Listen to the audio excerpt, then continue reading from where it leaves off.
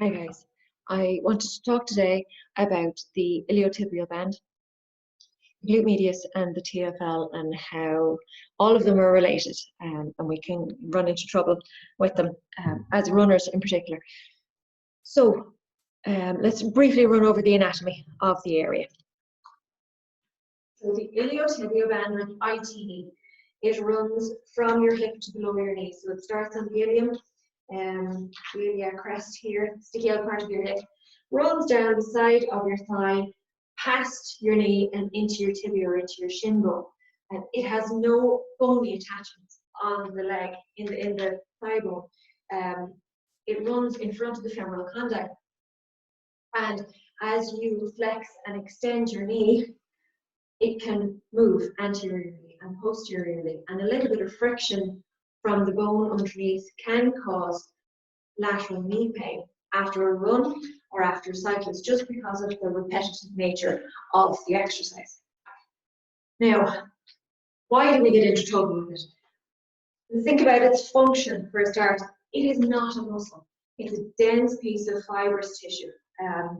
It is the combined tendons of the TFL, the tensor fasciae lata, and the glute medius, and it transfers force down the leg. So often when you feel pain, you may have to look and see what's going on at the hip above.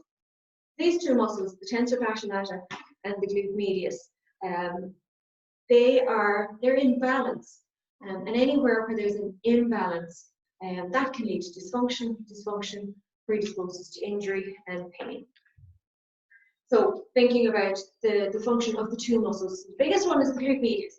Glute medius is behind the hip in this kind of an area here, inserts into the lateral aspect of the ITB and the greater trochanter.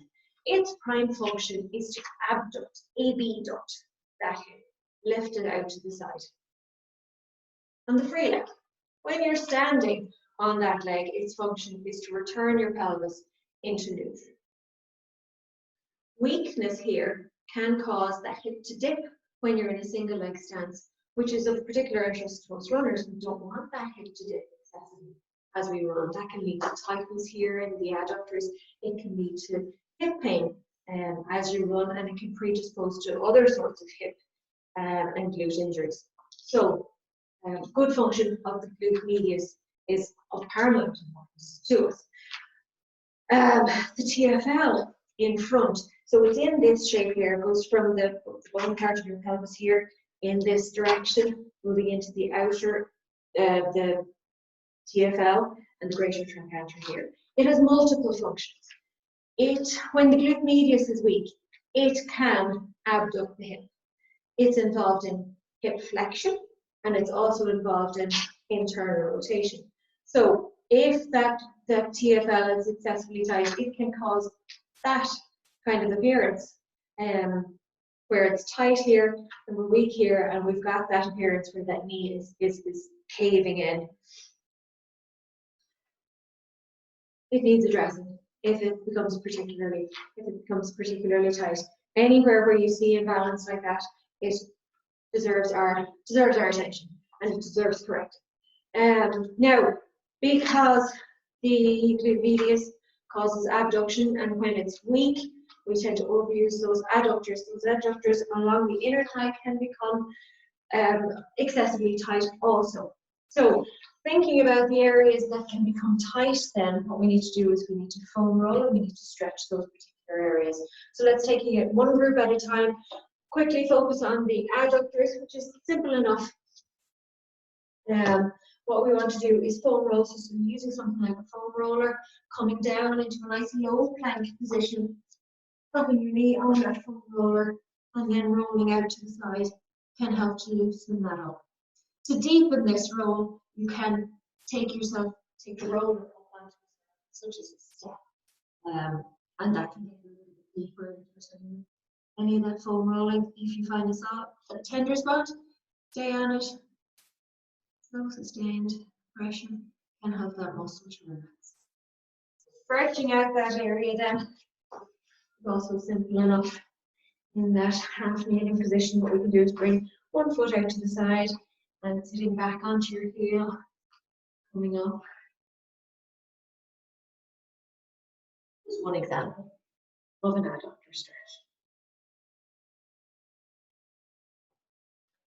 And you can also do that in a standing position where your knees out to the side and we're coming down nice and low, even into a Cossack squat to stretch different adductor muscles. There are 3 of them. Foam roll and a stretch for the adductors. Now we need to address the TFL. So to foam roll the TFL, you can use a foam roller. I like to use a ball. The size of the ball matters. So thinking about where it is, finding that bony part outside of the hip, and again, slow, sustained pressure there, rolling towards the front, towards the side. Very small muscles. You don't need to move much on it. The smaller the ball, the deeper you can get in. Slow, sustained pressure there. You don't even need to move. Making sure that you're not rolling the ball.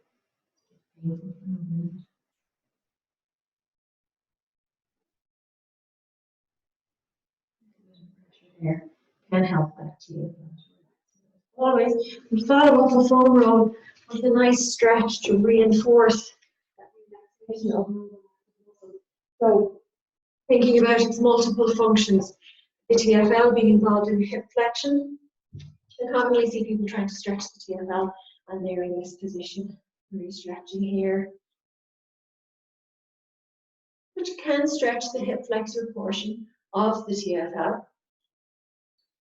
In this hip flexor stretch, you can also reach up overhead, adding in a little bit of side bend to target more the psoas, which is a lovely stretch, and you will feel it in the front of the hip, which is important, and there's absolutely nothing wrong with that stretch if that's what your intention is. However, we look front on there, remembering that TFL can be involved in abduction. So if we're too wide here with our stance, we can drop that hip into a little abduction. So we're only stretching then the hip flexor portion of it. We're not stretching the abductor portion of that TFL. So to correct that, what we can do is we can do another version of that half kneeling stretch. You want to have something here to hold on to. You want to have something soft under your knee. Into that half kneeling position again, sitting back a little bit, cross one leg over the other. And that way, when you come up, this leg is now locked into adduction. And when you squeeze the glutes and send your hip forward, you're stretching different fiber of that TFL. You'll really feel that now into the outer aspect of that hip. The front outer aspect there targets that TFL, which is a really lovely stretch. You want to hold that stretch, particularly if it's a very overactive muscle, 30 seconds up to a minute, which is a good stretch. That's when it's overactive. So anyone who's feeling pain in the outer or the front of the hip there, this is a really nice one to add in.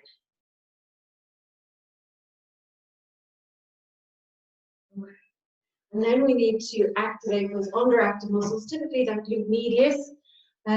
So there's many ways of activating the glute medius.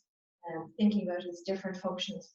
Some of the basic ones, you can start with the hip hitch, which is a standing one. Remembering that it returns your pelvis to a neutral position. So you can leave one toe on the floor, zipping that hip, return your pelvis to a normal position. This would be a pretty basic starting exercise. Here that we're not using your back, we're targeting this particular muscle here. To advance that one, holding onto something, taking one foot off the floor, dip that hip down, return to neutral.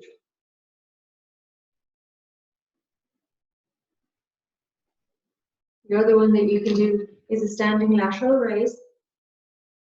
Remembering that it abducts your hip. You want to be working that glute medius. We don't want to be overworking that TFL.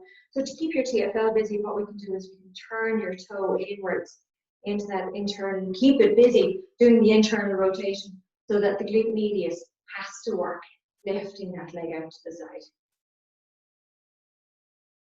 There's standing versions. That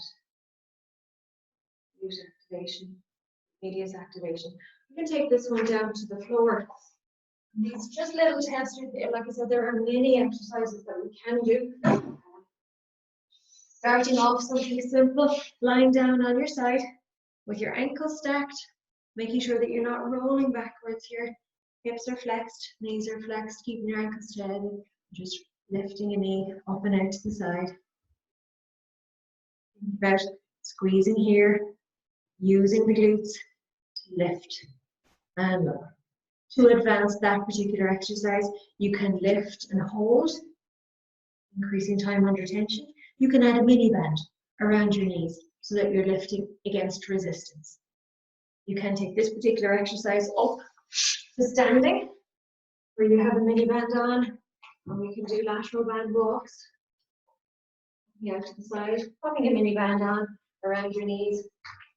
We can even do seated clams, where you have a mini band on and you're bringing your knees out to the side, working both legs at the same time.